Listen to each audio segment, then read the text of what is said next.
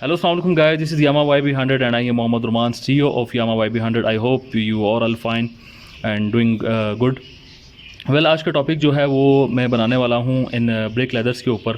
Break leather ख़त्म हो, आप मिस्त्री के पास जाइए, घर में ख़ुद भी जो हैं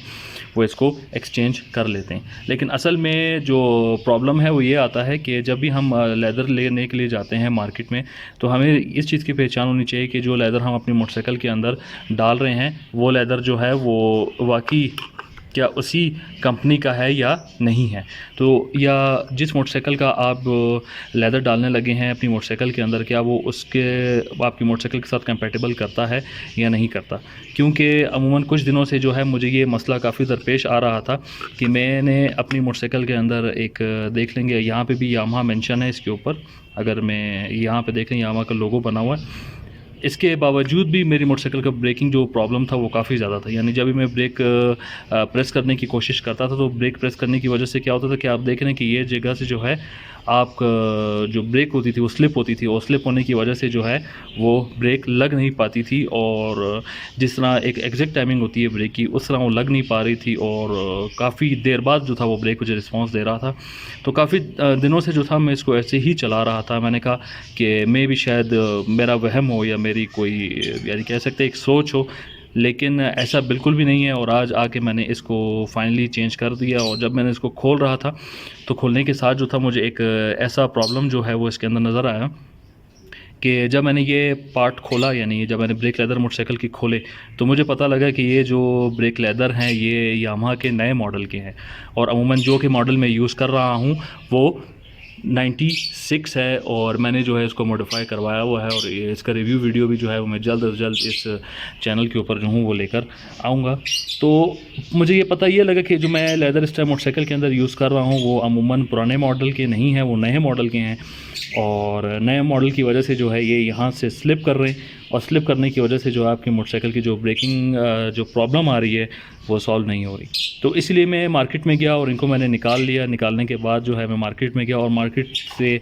जो है मैंने काफ़ी मुश्किल से जो है ये कुछ ए ब्रांड के जो पावर ब्रेक शू हैं ये मैंने लिए हैं। पावर ब्रेक शू लेने के बाद जो है मैंने दुकानदार से पूछा कि वाकई भाई ये जो ब्रेक शू हैं क्या ये वाकई यामाहा के पुराने मॉडल के हैं या नहीं हैं। उसने मुझे काफ़ी यकीन दहानी करवाई कि भाई ये जो आप अभी ब्रेक शू लेकर जा रहे हो ये वाकई पुराने मॉडल के हैं, और ये आपकी मोटरसाइकिल के साथ कंपेटेबल होंगे। अब अमूमन होता क्या है कि अगर आपकी मोटरसाइकिल के अंदर जो ब्रेक शू किसी और कंपनी के हों या आपकी मोटरसाइकिल के ना हो, क्योंकि अमूमन ब्रेक लेदर जो है वो देखने में सिमिलर ही हैं किस्म के, तो इसके लिए प्रॉब्लम क्या क्या पेश आ सकता है। ऐसे प्रॉब्लम ये हो सकता है कि आपकी मोटरसाइकिल जो है वो जो ब्रेकिंग रिस्पॉन्स है वो ठीक नहीं देगी, खुदा न खास्ता से हादसा होने का भी ख़तरा हो सकता है। दूसरी बात ये होती है कि जब आप हल्का से इसका नट जो भी है वो टाइट करते हैं, जो कि मैं आपको दिखाऊँगा, जो कि ये पड़े हुए हैं मेरे पास। जब आप इसका हल्का सा नट यहाँ पर टाइट करते हैं तो आपका टायर जो है वो ब्रेक लेदर के साथ जो है वो कुछ टक्कर खाता है, रगड़ खाता है, जिसकी वजह से जो है आपकी मोटरसाइकिल की जो स्पीड है वो भी काफ़ी मुतासिर होती है, और मुतासिर होने के साथ जो है आपका जो ये आपका ब्रेक ड्रम है ये जल्दी गर्म हो जाता है, और गर्म होने की वजह से जो है आपके लेदर भी घिस जाते हैं। और जो एक लेदर जो है जिन्होंने काफ़ी अर्सा चल रहे हैं उनकी जो लिमिट होती है, लाइफ टाइम होता है, वो जो कुछ दिन हो जाते हैं या कुछ महीने हो जाती है। तो हम अमूमन हमेशा इस चीज़ का आपने ख्याल रखना है कि जब भी आपने मार्केट में जाना है, और मार्केट में जाने के बाद आपने हमेशा अपनी जो कंपनी है और अपना जो बाइक है उसी की जो आपने ब्रेक शू है वो डिमांड करने हैं, और हमेशा इस चीज़ को ध्यान में रखें कि इनके ऊपर जो है वो एक नंबर भी मेंशन होता है। अगर वो नंबर भी आप देख लें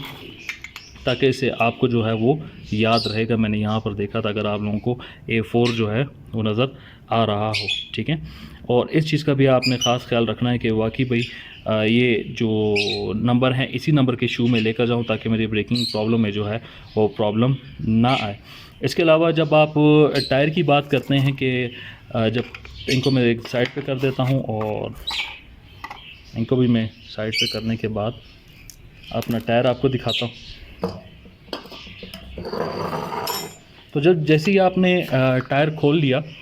टायर खोलने के बाद जो है आपने सबसे पहले अपने जो बेरिंग्स हैं इनका मुवाजना करना है, इनको अच्छे तरीके से ऑब्ज़र्व करना है, इनको चेक करना है कि ये लूज़ तो नहीं है, ठीक है। और अगर ये लूज़ हैं तो इनके पीछे सिंपल आप क्या कर सकते हैं, कोई पतरी वगैरह फंसा कर इनको जो है दोबारा अंदर हिट करके अंदर बिठा सकते हैं, ठीक है। लेकिन अगर ये बहुत ज़्यादा लूज़ हैं और अगर ये किसी काम के नहीं है तो फिर आप किसी खरात वाले के पास जाकर यहाँ पे भराई करने के बाद वो दोबारा जो है वो बेरिंग डाल लेते हैं। इसके बाद आपने दूसरी क्या चीज़ ऑब्ज़र्व करनी है, इसके बाद आपने दूसरी चीज़ ऑब्ज़र्व ये करनी है कि आपके जो ये अंदर का जो ड्रम है ये कहीं से जो है वो ख़राब ना हो, इस पर कहीं पे जो है वो क्रैक वगैरह नज़र ना आ रहे हों। अगर क्रैक वगैरह भी नज़र आ रहे हैं तो वो भी खुदा न खास्ता आगे आने वाले दिनों के लिए आपके लिए काफ़ी जो है वो जानलेवा साबित भी हो सकता है। तो ये छोटी छोटी मेजर चीज़ें हैं, इनको आपने हमेशा ध्यान में रखना है और कोशिश ये करनी है कि इनमें से कोई चीज़ भी डैमेज ना हो, क्योंकि चंद रुपयों का ख़र्चा जो है वो आपकी जो जान है, जो आपके जो घर वालों हैं उनसे जो है आपकी खुदा न खास्ता बड़े हादसा से जो है वो बचा सकता है। अच्छा, इसके अलावा जब मैं इसको टर्न करता हूँ, टर्न करने के बाद यहाँ पर जो है मेरे पास कुछ रबड़ आ जाते हैं। ठीक है, इस यहाँ पे रबड़िंग के बाद जो है आपने रबड़ों का अच्छे तरीके से मुवाजना करना है कि ये रबड़ जो हैं ये ख़राब ना हों, टूटे हुए ना हों, फटे हुए ना हों। और अगर ये फट जाएंगे तो आप वहाँ पर देख रहे हैं तो आप यहाँ पर देखें कि ये जो हमारे पास यहाँ पर जो ये खांचे निकले हुए हैं, यानी ये जो आपके इस रबड़ के जो खांचे बने हुए हैं इनके अंदर ये फ़िट हो जाता है। ठीक है, लेकिन अगर ये टूटे हुए होंगे तो इससे प्रॉब्लम ये होगा कि आपका मोटरसाइकिल का टायर जो है वो हिलेगा। हिलने के बाद जो है आपकी चेन भी आपकी आवाज़ करेगी और आपकी जो स्पीड है उसमें भी काफ़ी ज़्यादा जो है वो प्रॉब्लम आएगा, इफ़ेक्ट हो जाएगी आपकी स्पीड भी। और दूसरा ये होगा कि आप जैसे ही मोटरसाइकिल क्लच छोड़ेंगे तो यहाँ पे जो आपकी चेन गरारी जो अंदर मेंशन होती है जो पाई जा रही है वो भी आपकी काफ़ी ज़्यादा जो है वो प्रॉब्लम करेगी। और इसके अलावा ये भी जो है वो काफ़ी ज़्यादा जो है वो ख़तरनाक और जानलेवा साबित हो सकता है। अगर आप यहाँ पे कोई भी मेजर क्रैक या रबड़ को डैमेज देखे तो सिंपल आपने मार्केट में ये 80 से 90 रुपए के चारों जो हैं वो मिल जाते हैं। और ये भी आपने कोशिश ये करनी है कि ये भी आपने यामा की ब्रांडिंग जो है वो ही आपने यूज़ जो है वो करनी है। ठीक है, इसके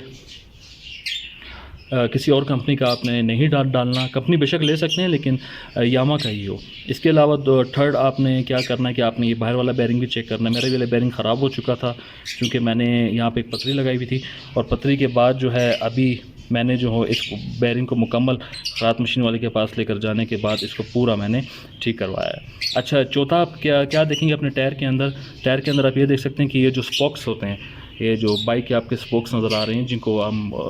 जाला भी कहते हैं, आपने ये भी देखना है कि ये भी कहीं से लूज़ ना हो। ठीक है, और ये कहीं से टूटे हुए ना हो, क्योंकि अगर ये टूटे हुए होंगे या लूज़ होंगे तो टायर पे जो है वहाँ पे ज़्यादा वज़न आएगा और ज़्यादा वज़न आने की वजह से जो है आपका टायर जो है वो टेढ़ा हो सकता है, आपका रिम जो है वो टेढ़ा हो सकता है। तो ये कुछ चीज़ें हैं जो आपने इनका ख़ास ख्याल रखना है और कोशिश ये करनी है कि ये चीज़ें जो है ये बाकायदा ठीक हों और दुरुस्त हों। अगर थोड़ा भी इसमें कुछ अगर मेजर प्रॉब्लम नज़र आ रहा है तो कोशिश ये कीजिए कि फ़ौरन इनको चेंज कर दीजिए।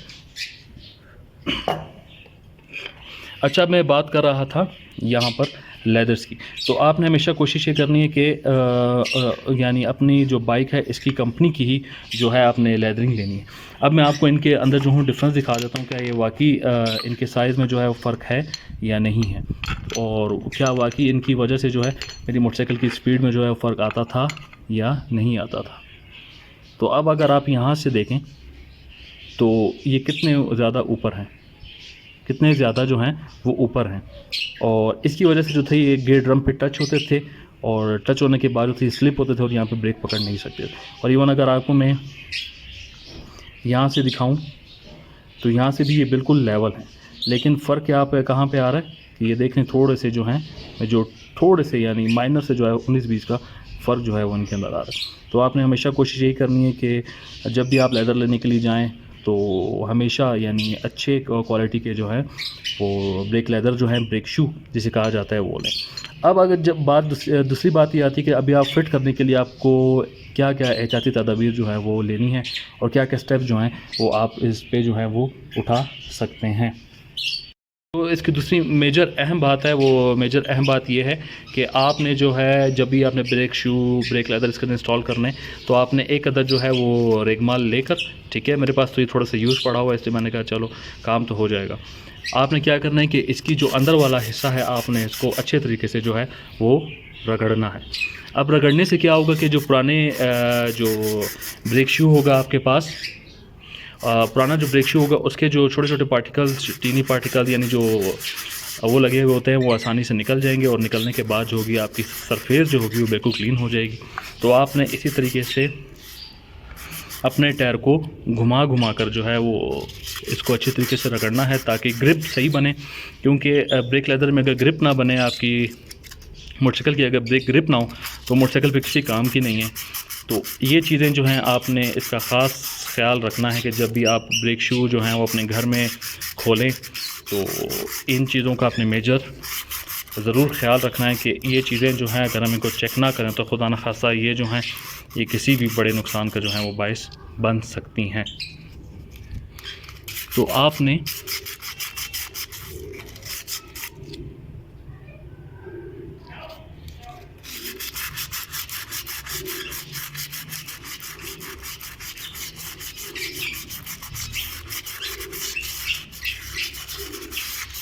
सिंपल रगड़ लेने के बाद अब सिंपल आपने जब इसको ख़ाली करेंगे तो अभी आप देखेंगे कि कितना कचरा जो है वो बाहर जो है वो निकल रहा है। ठीक है, तो thanks for watching. I hope कि वीडियो आप लोगों को पसंद आई होगी। तो काइंडली लास्ट में जो है वीडियो को सब्सक्राइब और चैनल को सब्सक्राइब और वीडियो को लाइक ज़रूर कीजिएगा, और अपना कमेंट देके भी मुझे ज़रूर अपनी जो राय है उसे आगाह कीजिएगा। Thank you so much.